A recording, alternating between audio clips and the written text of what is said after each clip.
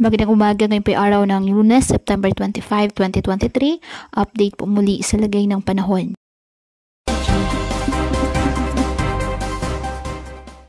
Southwest monsoon o habagat ang nakakaapekto ngayon sa western section ng Southern Luzon at Visayas.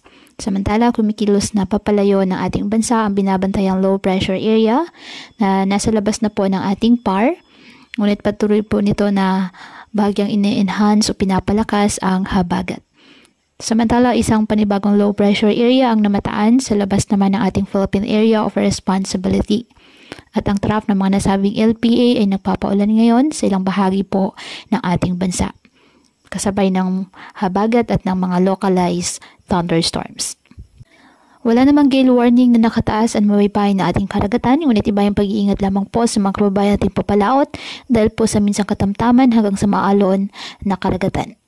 Ngayong araw, dahil sa habagat, ang Metro Manila, Mimaropa, Western Visayas at Central Visayas, Zambales, Bataan, Cavite at Batangas, asahan na maulap na kalangitan na may kalat-kalat na pag-ulan at thunderstorms. Ang Bicol Region, Eastern Visayas, the rest of Central Luzon, and the rest of Calabar Zone, asahan ang bahagyang maulap hanggang sa maulap na kalangitan na may kalat-kalat na pag-ulan at thunderstorms dahil po sa trough ng low pressure area. At ang nalalabing bahagi ng bansa, bahagyang maulap hanggang sa maulap na kalangitan with isolated rain showers or thunderstorms dahil po sa mga localized thunderstorms.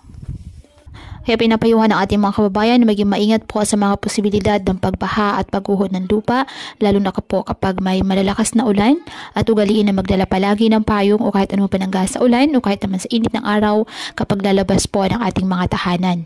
At yan po muna ang update sa lagay ng panahon ngayong araw. Muli patuloy po tayo na mag-ingat at palaging tandaan, God loves you. Stay safe and God bless.